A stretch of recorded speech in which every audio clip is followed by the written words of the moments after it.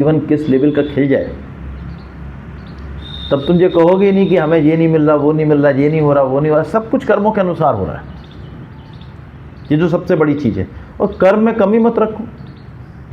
जो एक बहुत सिंपल या साधारण से छोटे से सिद्धांत है, आज जो कुछ है वो पीछे किए हुए कर्मों का है, भविष्य में जो कुछ होगा आज किए हुए कर्मों का होगा। तो हमारे हाथ में तो सिर्फ आज है, वर्तमान। जब तुम वर्तमान पे फोकस करोगे, ईश्वर पर भरोसा करोगे, तो ये जो आज का टॉपिक रखा है निर्भय, ये ऑटोमेटिकली भय किसी भी चीज का हो, अब किसी भी चीज का भय हो, अलग अलग चीज के भय हो सकते हैं लोगों को कई बार अपनी संपत्ति खोने का भय होता है, कई बार प्रतिष्ठा खोने का भय होता है, कई बार अपने सगे संबंधियों को खोने का भय होता है, कई बार अपने शरीर के स्वास्थ्य को खोने का भय होता है, कई बार जो कुछ कंपनी अपनी इस्टेब्लिश की है उसके खोने का भय होता है, कई बार कुछ नई कार वार खरीद ली तो कहीं उसमें कोई, बाकी तो दूर की बात है कि कुत्ता चढ़ के उसको रात में खराब ना कर दे, उसका भय होता है। किसी को चूहे से भय होता है, किसी को छिपकली से भय होता है, किसी को सांप से भय होता है, किसी को शेर से होता है, किसी को ऐसे बहुत सारी चीज़ें हैं। किसी को खुली जगह में भय लगता है, किसी को ब्रिज पे जाने से डर लगता है, किसी को ऊंचाई पे डर लगता है। अलग अलग तरह के भय हैं, लेकिन भय का एकमात्र इलाज, आप देखोगे कि हर बार भी जब लेक्चर समझाते हैं ना तो उसके सार में कैसा बेस अपने आप आता है। लेकिन ये जो जब कोई चीज़ कहते हैं ना कि ये उसका इलाज है, तो इसका मतलब उसका बारंबार अभ्यास करना पड़ता है। जैसे किसी चीज़ से आप डरते हो तो डर के भाग जाने से या वो चीज़ आपके सामने ना आए, इससे डर आपका ख़त्म नहीं होगा। तो चीज़ सामने नहीं है तो नहीं डर रहे। अब मान लीजिए आपको किसी चीज़ से डर लगता है, अगर कहीं अकेले में डर लगता है तो धीरे धीरे थोड़ा अकेले जाना शुरू करो। लोगों को बोल दो, अगर फ़ोन करे तो आ जाना, मैं अकेले में ट्राई करता हूँ जाने की या जाने की। ऊंचाई पे जाने पर डर लगता है तो ऊंचाई से पहले थोड़ा सा दूर से देखो ना। कई बार क्या होता है, बिल्डिंग से एकदम से झाँको तो डर लगता है, चक्कर आए गिरे नीचे जाके। ये एक सेंसिटाइजेशन प्रोसेस, जैसे कहेंगे कर्तव्यों का पालन, खाली कर्तव्य नाम सुन लेना और कर्तव्य हम करते हैं, ये खाली कर्तव्य पालन नहीं हो जाता है। क्या तुम कर्तव्य पालन पूरी निष्ठा और खुशी से करते हो, देन कर्तव्य पालन कहलाता है। क्या कर्तव्य पालन करते समय तुम्हारे मन में जरा भी झुंझलाहट नहीं आती, तो कर्तव्य पालन कहलाता है। नहीं तो कर रहे हो, करना पड़ेगा इसलिए कर रहे हो, दैट इज नॉट ए कर्तव्य पालन। कर्तव्य पालन का मतलब है हमें उसको करके खुशी का अनुभव होना चाहिए, दैट इज कॉल्ड कर्तव्य पालन, एंड दैट इज ए तप। इससे बड़ा कोई तप नहीं है। योग दर्शन में भी जिस तप की बात की गई है और गीता में भी जिस तप की बात की गई है वो यही कर्तव्य है। कर्तव्य पालन में लाख बाधाएं आए, लेकिन उससे च्युत मत। यज्ञ दान तपः कर्म ना त्याज्यम कारमेव तत् यज्ञोदानम तपस्या पावनानि मनीषिणाम। यज्ञ का मतलब है जो कुछ सबको खिलाने के बाद जो बचे वो खुद खाएं, ये यज्ञ का मतलब। तप का मतलब अपने कर्तव्य पालन को हम अच्छे से करें, और दान का मतलब है अपने पास जो कुछ है अपनी जिम्मेदारियों को निभाने के बाद जो बचे उसको विश्व कल्याण के लिए लगाएं।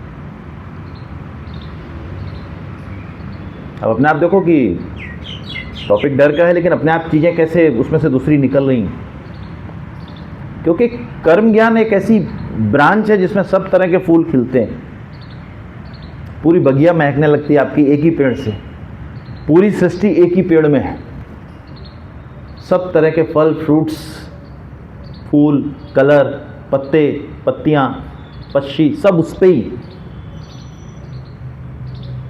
अब तुम उसको समझते नहीं हो, इसलिए तुम, जो नहीं समझता वो हैरान परेशान होता, जो समझता है तो अभी भी देखो जस्ट यहाँ पे जिक्र किया था धर्मचंद जी की फैमिली का, कितना पूरा फैमिली खिली हुई है, क्योंकि पूरा फैमिली समझ रही। ऐसे अक्सर करते हैं जो भी यहाँ पे आते हैं। बहुत सारे लोग आज के समय में बदल चुके हैं, उनके जीवन में बदलाव आया है। कई तो आउट ऑफ इंडिया हैं, कई आउट ऑफ राजकोट हैं, कई दुनिया में कहीं पे भी हैं। वो अपने आप अपनी प्रतिक्रियाएं बताते हैं कि जीवन में कितना फ़र्क आया, जो वाकई में उसको समझ रहा होता है, उसका नियमित अभ्यास कर रहा होता है। तो निर्भय अपने आप ऐसे आसान नहीं होता है। अगर आसान होता ना तो पतंजलि जी ने अपने योग दर्शन में एक सूत्र पूरा का पूरा लिया है। गीता में तो कोई ऐसा श्लोक नहीं है जो निर्भय के ऊपर या अभय के ऊपर हो, लेकिन पतंजलि जी ने एक पूरा सूत्र, साधन पाद में 8वां सूत्र पूरा इसके ऊपर ही है। स्वर सवाही विदुषो अपि तथा रूढ़ा अभिनिवेश। स्वर सवाही मतलब जो पहले से चला आ रहा, परंपरागत चला आ रहा, परंपरागत चला आ रहा। विदुषो अपि, विद्वानों में भी है, कितना ही ज्ञानी पुरुष हो, जब तक वो अपने गुणों को पार नहीं करता और वो ब्राह्मी स्थिति या केवल अवस्था को नहीं पहुंचता, जब तक उसके अंदर डर तो रहेगा ही रहेगा, भले वो चाहे चीजें बाकी निकाल सका हो। गहरे तक बैठा हुआ है, यानी गहरे तक बैठा मतलब आत्मा तक बैठा हुआ है। तो जो डर है खाली कहने में कि हम डरते नहीं है, वो खाली शब्द है। जब तुम नहीं डरोगे ना तो तुम्हें चिंता भी नहीं होगी, तुम्हें घबराहट भी नहीं होगी।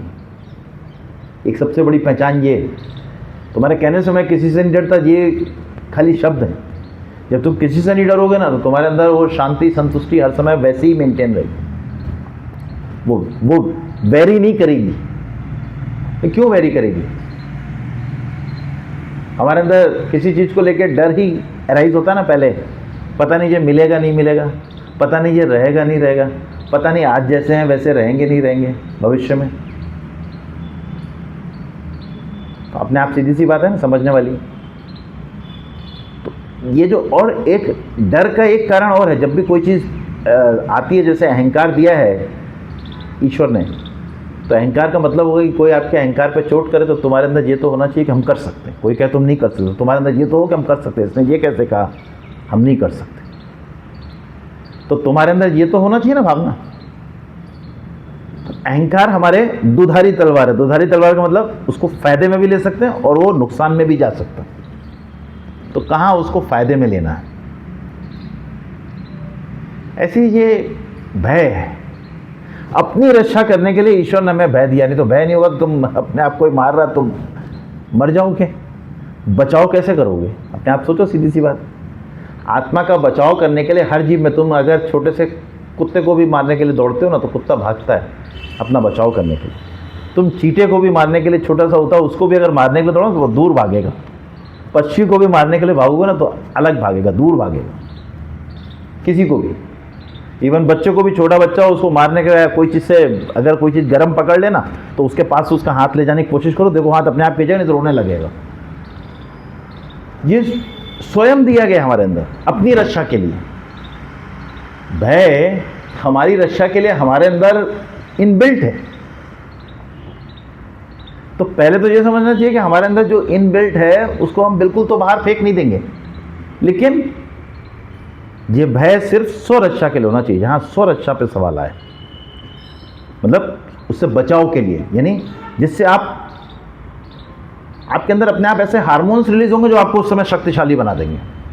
इसके लिए अब अचानक कोई आपको चार तरफ से लोग घेर लें तो तुम्हारे अंदर एकदम से, तुम अगर डरते नहीं हो तो शक्तियों का संचार होने लगेगा। अच्छा भले नहीं हो, अपने पास कुछ ना कुछ दिखाई दे रहा होगा, क्या कुछ पड़ा है, कुछ मिला है, कुछ ऐसा है, तुरंत दिमाग चला के वो चारों को आप चारों खाने चित कर दोगे।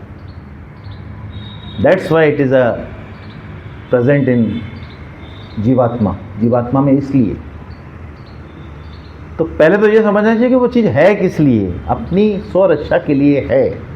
लेकिन अब स्वरक्षा के अलावा तुम बाकी चीज़ों पर डरने लगो, जैसे कोई छोटा सा जीव हो तुम्हें क्या नुकसान पहुंचाएगा। अभी शेर से डरो तो समझ में आता है कि भाई शेर के बराबर तुम्हारे पास ताकत नहीं होगी, हाथी के बराबर ताकत नहीं होगी। अभी कोई चूहे से डरे, छिपकली से डरे, काकरोच से डरे, तो एक डंडा उठाओ, मतलब झाड़ू उठाओ, मारो तो मर जाए तुरंत, उससे डरने की क्या बात है। मतलब अपने आप सोचो ना भाई, डर उस चीज से स्वाभाविक है जिससे हमारी स्वरक्षा को खतरा है। हमारी मान लीजिए आत्म स्वाभिमान की रक्षा को खतरा है, तो उससे समझ में आता है। मान लीजिए किसी ने कोई आपकी ऐसी गलत फोटो ले ली और फिर आपको ब्लैकमेल कर रहा है, तो समझ में आता है। तो भी वहाँ पे हमेशा एक चीज़ बोलते हैं कि कोई ब्लैकमेल करे तो किसी भी चीज़ में ब्लैकमेल होने का नहीं, उसको वाइट मेल कर देने का। हाँ, क्यों? क्योंकि वो तो तुम्हारा फ़ायदा कितने भी समय तक उठाता रहेगा और फिर अल्टीमेटली वो चीज़ अपने आप जो उसे करनी है वो करेगा ही करेगा। उससे जब पहली बार में बोल दो जो तुझे करना कर ले, बड़ा सिंपल सा। लेकिन वहाँ पे भी हम डर अब डर, ये डर बिना बात का डर है। क्यों? यहाँ हम किसी से ब्लैकमेल हो तो वही ऐसा हो गया जैसे हमारे चूहा, बिल्ली, कुत्ता, काकरोच, छिपकली, ऐसी जो चीज़ें, ऐसी वो ब्लैकमेलर, हम उससे डर रहे हैं। अब ये तो भय का तरीका बताया, मतलब ये भय किन किन कारणों से होता है। लेकिन भय से निर्भय कैसे बने? अब जैसे जिसको किसी वस्तु विशेष से डर लगता है, जैसे किसी को चूहे से, किसी को काकरोच से, किसी को छिपकली से, किसी को बिल्ली से, किसी को कुत्ते से। अभी आप ऐसे समझ लो ना कि कुत्ते में क्या आपसे ज़्यादा ताकत है? अगर बिना प्रभु किए कुत्ता काट ले, तुम दौड़ा दौड़ा के उसको इतना मारो ना कि पूरे राजकोट के कुत्तों में खबर फैल जाएगी, इस व्यक्ति के पास तो फटकना भी मत। हाँ, बड़ी सिंपल सी चीज़ है। इन लोगों में भी अपने आप वाइब्रेशंस फैलते हैं अपने आप। वो कहेंगे एक आदमी है, वो अगर तुमने उसको काटा ना तो समझ लो पूरे राजकोट के कुत्तों की कत्ल हो जाएगा। जैसे परशुराम थे, अपने आप फरसा लेके चल पड़े थे, वैसे। सही बात है। तुम क्या, वो कुत्ता काट रहा, तुम भाग रहे हो, भागने से तुम भाग पाओगे क्या? और वो सजेगा जो डर गया, और जो डर गया समझो मर गया, बस। अभी किसी भी चीज़ में, अभी शेर तुम्हें दौड़ाए तो तुम शेर से तेज भाग पाओगे क्या? नहीं भाग पाओगे ना। तो तुम्हें कोई युक्ति लगानी पड़ेगी ना। वो जब तुम डरे नहीं होगे तो ही युक्ति लगा पाओगे। तुम किसी भी जगह घिर गए हो, किसी समस्या में पड़ गए हो, कोई ने घेर लिया है, किसी ने पकड़ लिया है, किसी चीज़ में तुम फंस गए हो, कहीं किसी सिचुएशन में आ गए हो, तुम्हें डरने से तो काम नहीं बनेगा। मान लीजिए नाव पे बैठ के जा रहे हो, तुम्हें तैरना आता नहीं, अब तुम्हारे दिमाग में बार बार ये कहीं ये नाव पलट ना जाए, तो तुम क्या नेगेटिव वाइब्रेशंस क्रिएट कर रहे हो ना कि ये नाव कहीं पलट ना जाए। वो पलटेगी। बाकी अगर 11 लोग बैठे हैं, 10 ठीक पॉजिटिव होंगे तो सही। अगर 11 के 11 यही सोच रहे होंगे ना कि ये कहीं पलट ना जाए, तो पक्की पलटेगी। तो हमेशा देखो, जो तुम सोचते हो वही होने लगता है। एक बार किसी का एक्सीडेंट हो जाए, दोबारा गाड़ी चलाए, वो कहीं एक्सीडेंट ना हो जाए तो पक्का होएगा। अरे एक बार एक्सीडेंट हो गया तो कोई रोड पर चलना थोड़ा छोड़ देता। कोई भी एक बार फेल हो गया तो इसका मतलब हम दोबारा उठ के पास होने के लिए ट्राई ना करें, ये तो नहीं हो जाता। हम 10 बार फेल हो जाए तो भी हम 11वीं बार ट्राई करेंगे।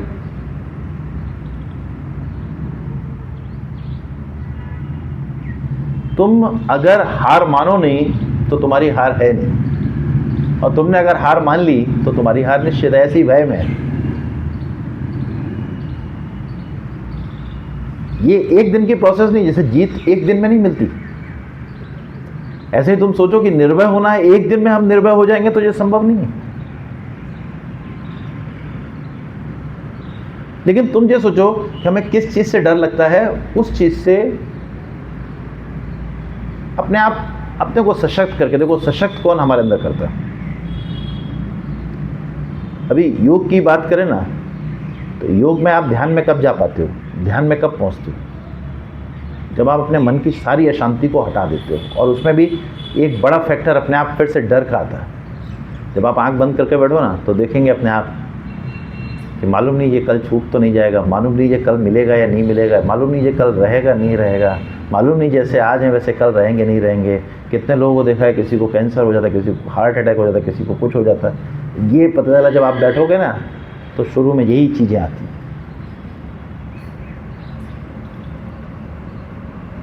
तो पहले जब ध्यान में बैठना, ध्यान कब कहलाएगा? जब आप अपने मन को शांत कर चुके हो। और शांति के लिए मन में अपने आप देखोगे कि यहाँ पर योग भी कराते हैं, अष्टांग योग, मतलब योग के 8 अंग होते हैं। यम, नियम, आसन, प्राणायाम, प्रत्याहार, धारणा, ध्यान, समाधि। तो ये जो धारणा, ध्यान, समाधि है, ये अवस्थाएं तब आएंगी जब आप प्राणायाम से अपने मन को शांत किए। और प्राणायाम में भी आप अपने आप देखो कि यहाँ धारणा, ध्यान, समाधि दी हुई है और वहाँ प्राणायाम दिया हुआ है। अपने आप समझने की कोशिश करो। प्राणायाम में ही वो सब चीज़ें आ गई, ऐसा नहीं है। नीचे धारणा ध्यान समाधि अलग दी हुई, यानी प्रणव इस जो ध्यान है ये 7वीं अवस्था है।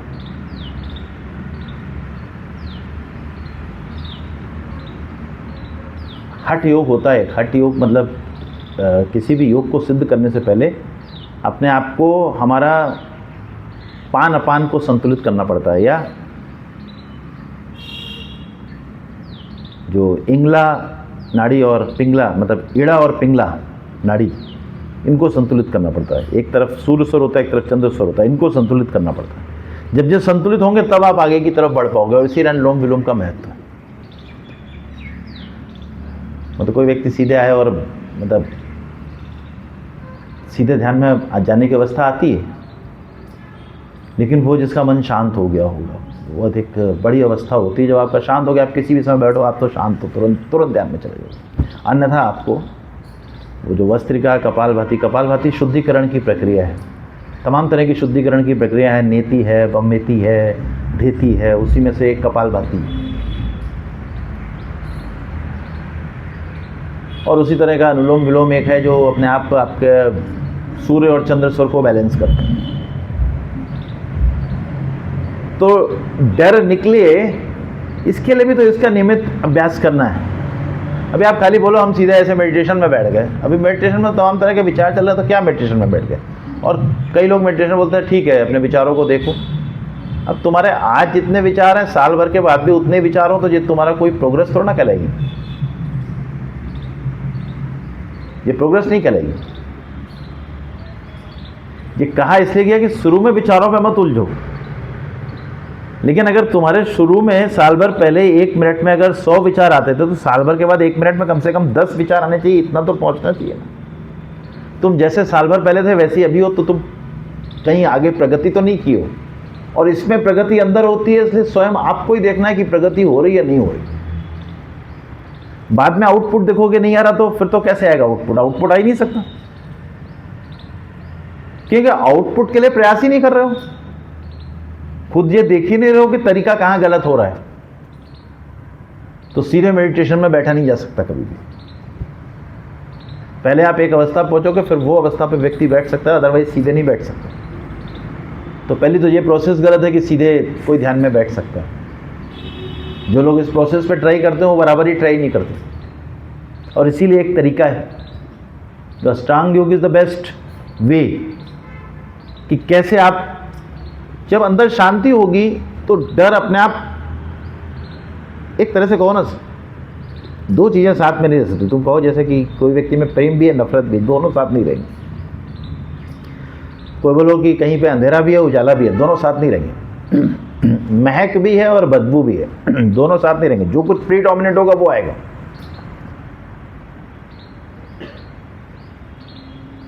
ऐसे हमारे अंदर भी है। हम अगर बोले हम शांत हैं, तो हम निर्भय होंगे ही होंगे। अगर शांत हो तो आत्मा के गुण में पहुंच गए हो। अगर तुम्हारे अंदर प्रेम है तो निर्भय होगे ही होगे, नहीं तो प्रेम नहीं है, वो भी मोह पे है।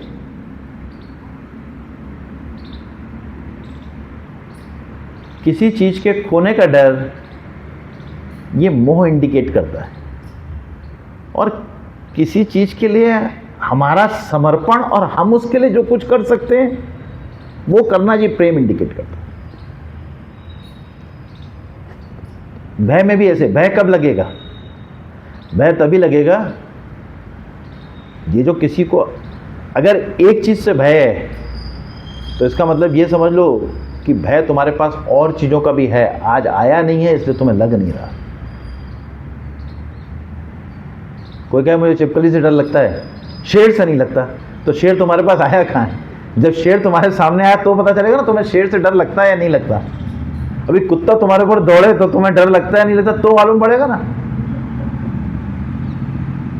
क्योंकि चूहा तुम्हें और छिपकली रोज दिखती रहती है, इसलिए तुम्हें मालूम है कि उससे डर लगता है मुझको। तो सीधा सा बात है। तुम बोलो घर में तो हमारे अंदर शांति आ गई, लेकिन हम ये बाहर जो इन मेहमानों से मिलते हैं, इनके साथ हम शांत नहीं रह पाते, तो शांति नहीं आएगी। ये तो अभी परिस्थितियां विपरीत हुई, तुम्हारी शांति चली गई।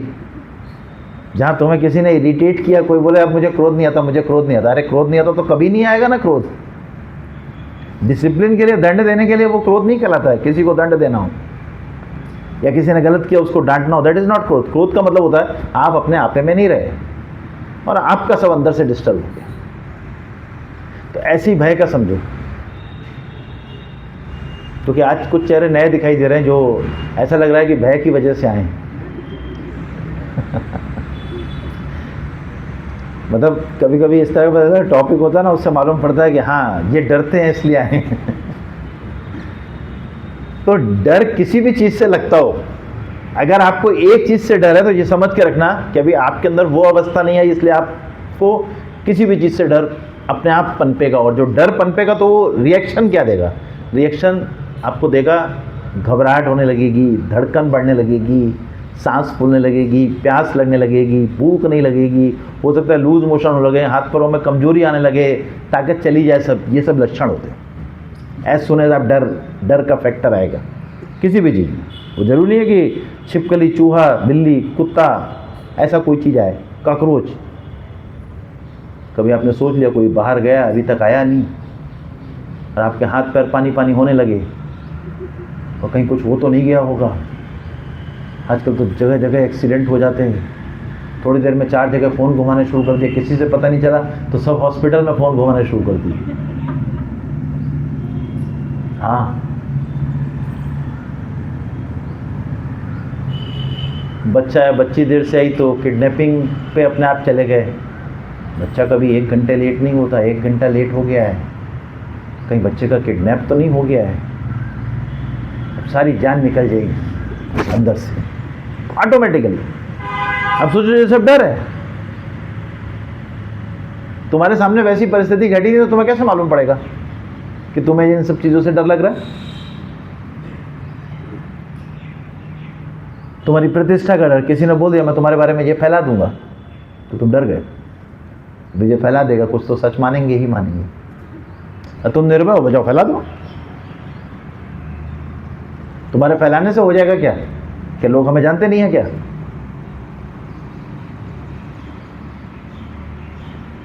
डर का फैक्टर अपने आप तुम्हारी धड़कनें बढ़ाने लगे किसी की बात कहने से, बस समझो वो डर है। कोई भी चीज।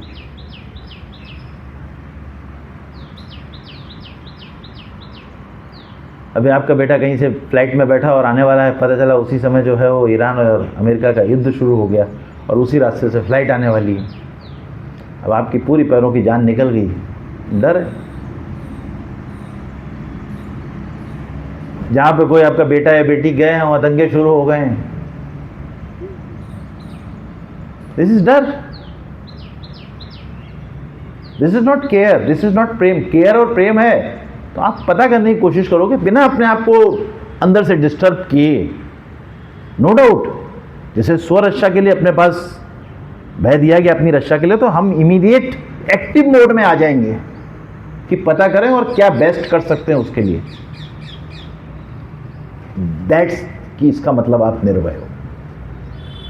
अभी तो पहले देखो बताया डर क्या था, फिर बताया डर के लक्षण क्या होंगे, और फिर अगर निर्भय होगे तो क्या लक्षण मिलेंगे आपके अंदर। अदरवाइज तो वो अभी नॉर्मल राजसिक गुणों में झूल रहे हो। रागी, कर्मफल, प्रेप्सु, लुब्धा, हिंसात्मका, अशुचि, हर्ष, शोक, अन्विता, कर्ता, राजसिक, परिकीर्ति, ये जो लक्षण है इसका मतलब राजसिक लक्षणों में झूल रहे हो और मोह के वशीभूत होकर डर चारों तरफ से आपको जकड़ रखा है उसने। डर हमेशा मोह के कारण ही पनपता है, जो है वो छूट तो नहीं जाएगा, और जो भी चीज इस संसार में है शाश्वत तो है नहीं। बहुत सिंपल सी चीज है, एक पौधा है वो हर समय पौधा बना रहे, अलग अलग तो है नहीं। धनिया का बीज लगाओ तो धनिया निकलेगा, तो धनिया अपना काम देख के, जो उसके पत्ते हैं वो अपना काम देख के वो पौधा खत्म हो जाएगा, उसने अपना काम कर दिया। आप सोचो इस 84 लाख योनियों में सबकी अपनी अपनी आयुष है, वो अपनी आयुष से ज़्यादा नहीं जिएंगे। डॉग है, उसकी आयुष 8 से लेकर 12-15 साल तक होती, बस इससे ज़्यादा होती नहीं। अगर कोई उसको अपने घर में अपने सदस्य की तरह भी रखेगा तो भी इससे ज़्यादा तो वो नहीं उसका जीवन रहेगा। अब तुम्हें अब उसकी उम्र नज़दीक आ रही है, उसके जाने का डर हो तो भी ये डर है। अब हमारे घर में बड़े बुजुर्ग हो, ठीक है, उम्र के साथ तो सभी जाते हैं, कोई 10 साल में भी आपको बीच में से छोड़ के आपको जा सकता है, उसका ऋणानुबंध इतना ही था। इस संसार में हर एक चीज कर्मों के तहत तय है। तो तुम अगर किसी भी समय ये चिंता करते हो कि ये होगा या नहीं होगा तो फिर डर है। तुम किसी भी चीज में जो सिचुएशन हो उसमें तुम्हें जो प्रयास करना हो करो, वो डर नहीं। लेकिन घटना नहीं घटी है और तुम उससे पहले जो करते हो वो डर है। अब बात आती है कि ये सब तो समझ गए, अब निर्भय बने कैसे। तो निर्भय बनने की प्रक्रिया एक दिन में नहीं है। हमारी चीज में हमेशा बोलते हैं, कोई भी चीज में जो क्लेश है हमारे वो कब जाएंगे। देखिए अभी हमने एक बात जिक्र किया था साधन पाद में 8वें सूत्र का, तो अब साधन पाद में तीसरा सूत्र देखो जिसमें भी अपने आप डर दिया हुआ है। अविद्या, अस्मिता, राग, देश, अभिनिवेशा, क्लेशा। जो अभिनिवेश है दैट इज डर, भय। अब ये जो भय है ये अपने आप जो डर अभी बताया उसी वजह से है। तो ये भय इसका मतलब आपके क्लेश में है। क्लेश का मतलब, क्लेश का नाश कौन करेगा? ये जो अज्ञान से शुरू हो रहा है, ज्ञान क्लेश का नाश करेगा। साइंटिफिकली चीज समझोगे तो आएगा अपने आप चीज समझ में। अंधेरे का नाश कौन करता है? प्रकाश। तो अज्ञान का नाश कौन करेगा? ज्ञान।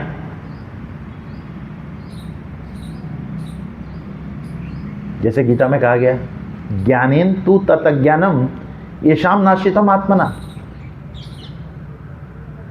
और तेषाम आदित्यवत ज्ञानम प्रकाशति तत्परम। 5वें अध्याय का 16वां श्लोक सब का है। ज्ञानेन तु ततज्ञानम, ज्ञान से अज्ञान को नष्ट करो।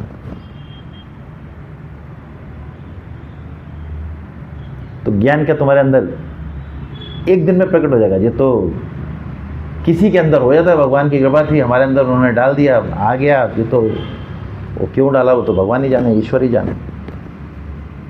बाकी को तो प्रकट करना पड़ता है अपने अंदर, धीरे धीरे करके, प्रयास करके, अभ्यास करके।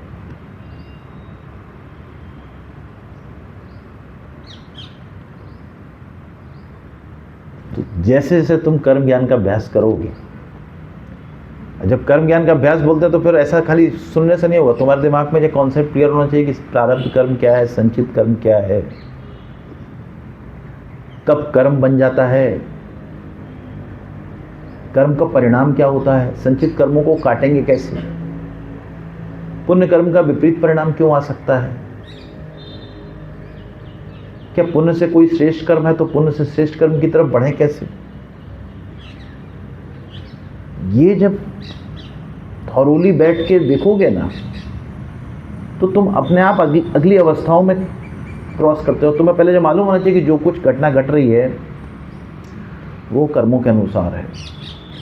पहले तो तुम उसी चीज को मानने को तैयार नहीं होते। तो पहला तो ड्रॉबैक वही कि जो चाहिए तो चाहिए। अभी कर्म अनुसार परिस्थिति नहीं, तो चाहिए तो किधर से संभव है। और जो जितना मिला उसका धन्यवाद ईश्वर को शुक्रिया अदा नहीं करेंगे, हे प्रभु कितना अच्छा दिया आपने, अब नहीं है तो कोई बात नहीं, लेकिन जो दिया उसके लिए हम हर जन्म में आपके शुक्रगुजार रहेंगे। हर चीज तो आप सब समय नहीं दे सकते। शबरी बार बार कहे राम एक बार तो आ गया, फिर आना ना। शबरी राम के पैर पकड़ ले, राम फिर आना ना। तो राम के पास यही एक काम है क्या? उनको पूरे जगत का कल्याण नहीं करना है? वो खाली शबरी के घर के चक्कर लगाते रहेंगे खाली। अब आप सोचो ना, कोई बात नहीं तो ज्ञान के आधार पर कोई बात को समझना तो सीखो कम से कम। ज्ञान के आधार पर समझो, नहीं मुझे चाहिए तो चाहिए, पूरा चाहिए, नहीं तो कुछ नहीं चाहिए। अरे हर चीज हमारे जाने से थोड़ा मिलती है। मिलेगा वही जो कहते हैं ना, जो कुछ आपके कर्म अनुसार आपके लिए जितने समय के लिए है बस वही मिलेगा। तो अब वहां पे डर पैदा कर लो तो फिर कर्म ज्ञान की समझ कहां है? अभी सोचो आपका बच्चा आपसे दूर हॉस्टल जा रहा हो, अब बोलो नहीं मैं बच्चे के बिना तो नहीं रह सकूंगी। वो दूर जा रहा तो उसका टेनोर है दूर जाने का, वो पढ़ने के लिए आगे जाएगा, आगे बढ़ेगा, देश के कल्याण विश्व के कल्याण से लगेगा। कल हो सकता है वो लौट के कभी घर ना आए, लेकिन आप एक माँ हो, आपने उसको शक्ति दी है शिवाजी की तरह। देखो अपने आप अहिल्याबाई ने जैसे शिवाजी की परवरिश की आपने, करिए बेटा, बढ़ो आगे, देश का कल्याण करो, विश्व का कल्याण करो। कहीं पे भी रहना, माँ को याद करना और माँ वहां से आशीर्वाद देगी। ये कहलाता है निर्भय होना। अब ये ना बेटा रोज फोन करते रहना, क्या पूरे दिन में खाया बताते रहना, सुबह उठने से लेकर शाम तक की रिपोर्टिंग करते रहना, बेचारा वो गुलाम है तुम्हारा। मोह क्या है, किसी को बिल्कुल जकड़ देता है बिल्कुल। और प्रेम जो है आपको ऐसा कर देता है कि हाँ बेटा कुछ भी जरूरत हो तो बताना, माँ तुम्हारे साथ हमेशा है, पिताजी तुम्हारे साथ हमेशा है, कुछ भी मदद की जरूरत पड़े कभी भी बताना। बाकी बढ़ो अपने कामों में। ईश्वर सबको इतनी सारी का सृष्टि का करके अपने आप उन्होंने संचालन भी आपके हाथ में दे दिया है। सोचो कितना बड़ा है वो। जो कुछ हम कर रहे हैं हमारे ऊपर प्रिंट हो रहा है, कुछ नहीं, कहीं कुछ नहीं कर रहे हैं। सीसीटीवी लगा दी ना कहीं सी भी जगह ऑफिस में, अब वो सीसीटीवी सब रिकॉर्ड कर रहे हैं। बस वैसे ही हमारे अंदर रिकॉर्डिंग अपनी चालू है। तुम्हारा गुप्त चित्र भी यहां पर रिकॉर्ड है। वो चित्रगुप्त वहां कुछ बताता नहीं है, सब गुप्त चित्र यहीं रिकॉर्ड होते हैं। बस ये जाती है और ये जैसे भी अपना पेन ड्राइव या सीडी लेके जाओ ना, उसमें कंप्यूटर में डालो, सब आ जाएगा। बस आते जाओ आत्माएं, अपना डालते जाओ सीडी, और आगे का अपना हिसाब किताब लेके आगे बढ़ते जाओ। चलो चलो आगे बढ़ो। हाँ बस जो कुछ कर रहे हो सब रिकॉर्ड हो रहा है। हाँ तुम्हारे कर्म का श्रेय किसी ने ले लिया, लेकिन तुम्हारा कर्म कोई नहीं ले सकता। इस संसार में श्रेय ले सकते, तुम्हारा पैसा ले सकते, तुम्हारी संपत्ति हड़प सकते, लेकिन वो अपना कर्म बना रहे हैं गलत। तो डर क्यों लगेगा? आप अपने आप सोचो ना। तुम जैसे जैसे गहराई से तुम जानते जाओगे,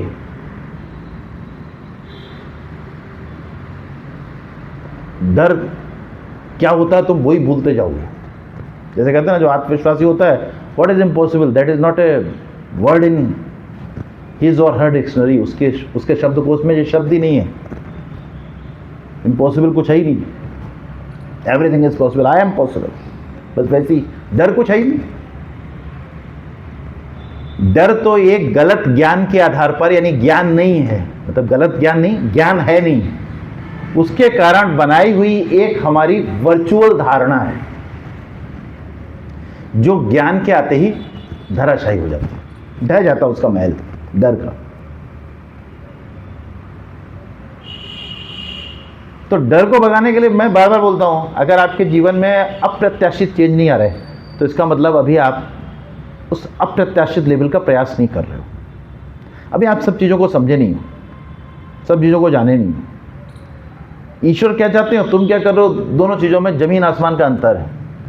गीता में ईश्वर ने कह दिया, नारत्ते कश्चित पापम न चैव सकृतम विभु अज्ञानेन आवृत्तम ज्ञानम तेन मोहंती जंतवा। ना ईश्वर को तुम्हारे पुण्य कर्मों से मतलब है, ना पाप कर्मों से। अज्ञान ने ढक रखा है, इस कारण तुम मोहित हो रहे हो। तुम सोचते हो ईश्वर के लिए कर, तुम ईश्वर के लिए कुछ नहीं कर रहे हो। उसको कहाँ कुछ चाहिए।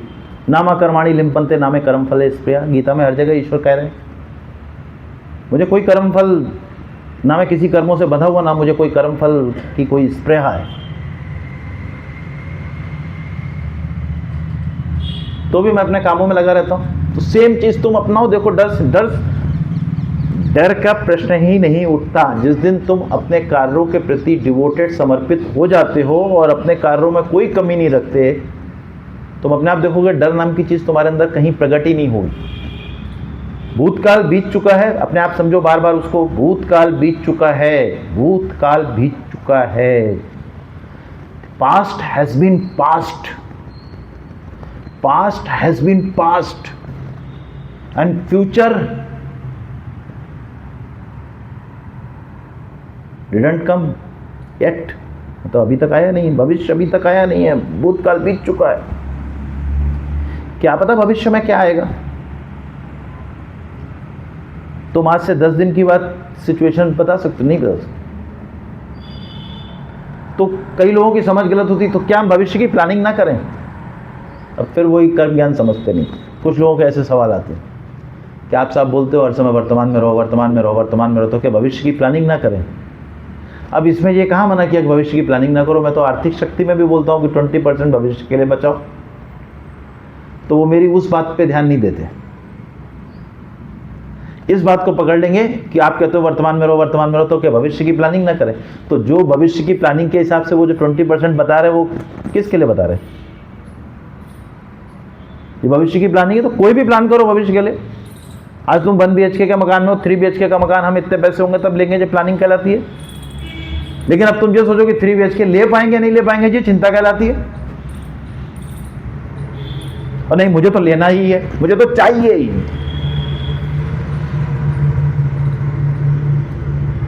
ये तो भगवान के विधान को चैलेंज करने वाली बात है। तुम्हें चाहने से नहीं मिलने वाला है। मिलने के लिए तो जो चीज़ तुम्हारे डायरेक्ट मेहनत से होगी वो तुम्हारी मेहनत से मिलेगी, अन्यथा जो कर्मों के अनुसार होगा वही मिलेगा, उसके अलावा कुछ नहीं मिल सकता। ट्रेन में तुम किसी के साथ गए, तुम्हारी समझ लो कि 2 या 3 दिन की, कई बार कुछ ट्रेनें लंबी होती हैं, 4 दिन की भी जर्नी साथ में हो सकती है। कोलकाता से कन्याकुमारी चले, लगभग 4 दिन साथ में थे, किसी से बहुत अच्छी दोस्ती हो गई।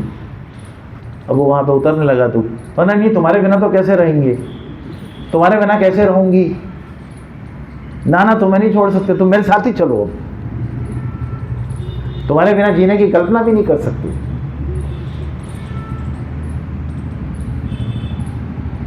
अब वो जैसे डेस्टिनेशन नजदीक होना, 3 दिन में इतनी दोस्ती हो गई, वो 24 घंटे डर के मारे कटे। 24 घंटे के बाद ये उतर जाएगी, जब उतर जाएगा फिर मैं जीऊंगी कैसे, फिर मैं जीऊंगा कैसे? सोचो। अब तुम्हारे इस स्टबर्न जिद्दी एटीट्यूड का कोई इलाज है?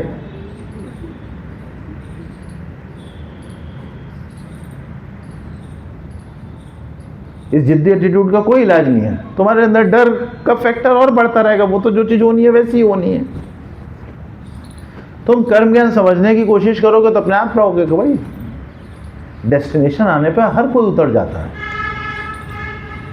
ये जो 4 दिन इसके साथ रहे, ये कोई 4 युगों के बराबर के समय थे। क्या हम इन 4 युग के बराबर के समय को अपने पूरी जिंदगी के लिए उसको रिलीज करके नहीं बिता सकते? उस शरीर से वो उतर गया है, मतलब ट्रेन से, विचारों से और उसकी बातों से तो वो हमेशा हमारे साथ रहेगा। अगर किसी ने तुम्हें इतना इंप्रेस किया तो वो तुम्हारे साथ हर समय है। तो तुम क्यों हार मास का जो शरीर पकड़ने की कोशिश करते हो? वो सिंपल सी बात है, सोचो अपने आप। वो ईश्वर तुम्हें दिखता नहीं, उस ईश्वर को मानते हो, लेकिन वो जो ईश्वर के बारे में बता रहा है कि ईश्वर की मानो, उसकी नहीं मानते हो। मैं कह रहा हूं मानो से वो उस ईश्वर को। गुरु से बड़ा वो ईश्वर है। गुरु एक ज्ञान देता है, वो भी ईश्वर के बारे में मार्ग प्रशस्त करता है। क्योंकि ईश्वर के बारे में पहले आप जानते नहीं थे, इसलिए आपने गुरु से सीखा, इसलिए भले आप गुरु की रिस्पेक्ट करो, लेकिन गुरु कभी ईश्वर से बड़ा नहीं हो जाता। गुरु कभी ईश्वर से बड़ा नहीं हो जाता। गुरु के ऊपर भी ईश्वर की कृपा है, इसलिए वो गुरु है। और जिस दिन गुरु के ऊपर से ईश्वर की कृपा हट गई, वो एक साधारण इंसान हो जाएगा। शक्तियां तो ईश्वर की, तो तुम उसको मानोगे तो निर्भय रहोगे। तुम उस पर भरोसा करोगे तो निर्भय रहोगे, अपने आप देखोगे। क्यों?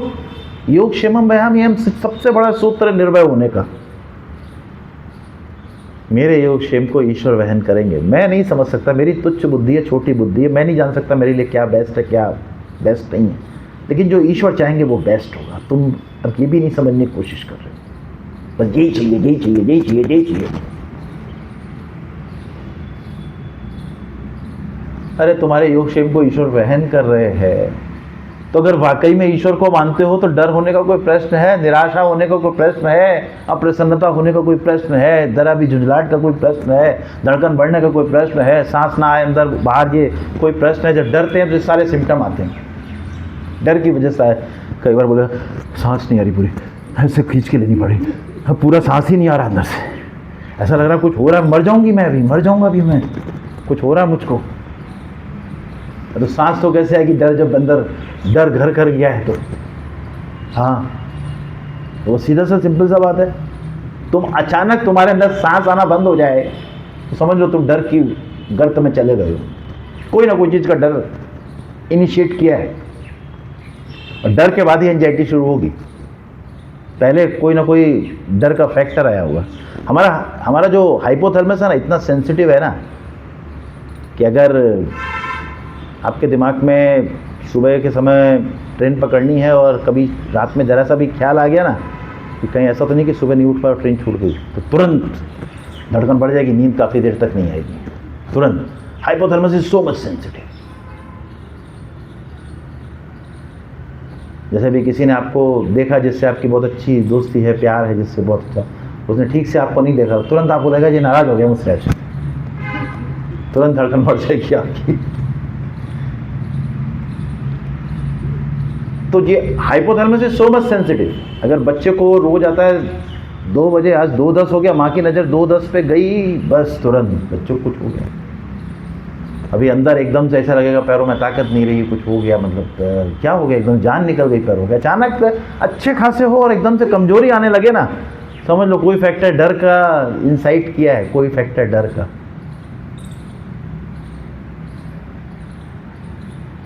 जैसे किसी आपको छिपकली से डर लगता है, आप किसी घर गए ना, किसी ने बोला देखिए बहन जी आप यहाँ पे और कोई तकलीफ नहीं लगी, छिपकलियाँ बहुत हैं, तो पहले ही भाई सब जाएँ अंदर, बैग रखे हैं नहीं रखे हैं, तो कितना डर लगता है छिपकली से। तो ये कह रहे हैं छिपकलियाँ बहुत हैं, मेरे को तो एक छिपकली बर्दाश्त नहीं है, छिपकलियाँ बहुत हैं। हाँ नहीं बहन जी मैं चलती हूँ, मैं फिर कभी आऊँगी, ऐसा। तो एक होता है जो फिजिकल चीज है, एक होता है जो इमोशनल लेवल पे चीज है। डर तो है ही, बताना ये चाह रहे हैं कि किसी व्यक्ति को डर है तो वो डर एक अपना मोह है। तो आप ये नहीं कह सकते मुझे पैसे का मोह नहीं है। अरे पैसे का मोह नहीं है तो तुम चलो कर दो 1 करोड़ रुपए दान, अगर तुम्हारे पास है तो ये कहना है कि पैसे का मोह नहीं है। दूसरा, आपके पास जितना अपने ज़रूरत का पैसा, उसके अलावा बाकी पैसा दूसरों के कार्यों में लगा दो, तो ये मोह नहीं कहलाएगा। मोह तो तब तक कहलाएगा जब तक आप पैसा पकड़ के बैठे हो।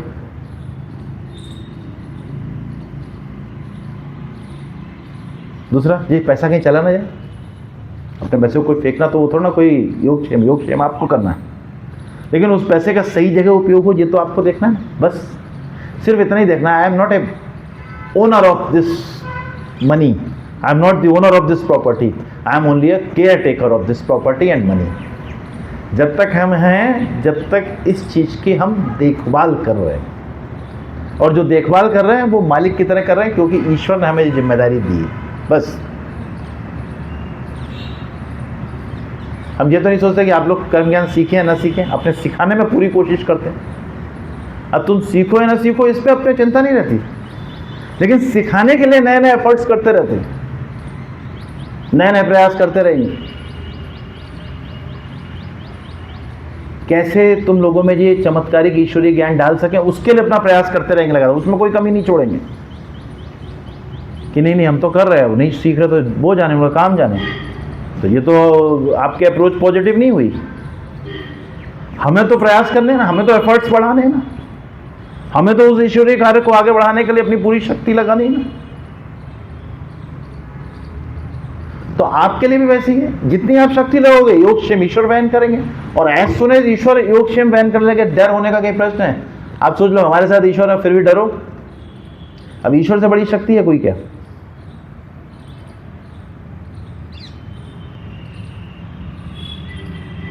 ईश्वर से बड़ी कोई शक्ति, मैं तो हर बार बोलता हूँ मेरा इंश्योरेंस सिर्फ ईश्वर के पास है, हर बार बोलता हूँ, मैंने कोई इंश्योरेंस नहीं कराया हुआ है। जिसके पास ईश्वर का इंश्योरेंस है उसे कौन से इंश्योरेंस की जरूरत पड़ेगी? अपने आप सोचो, जिसके योगक्षेम को ईश्वर वहन कर रहे हैं उसे किस एसआईपी की जरूरत पड़ेगी? जिसके योगक्षेम को ईश्वर वहन कर रहे हैं उसे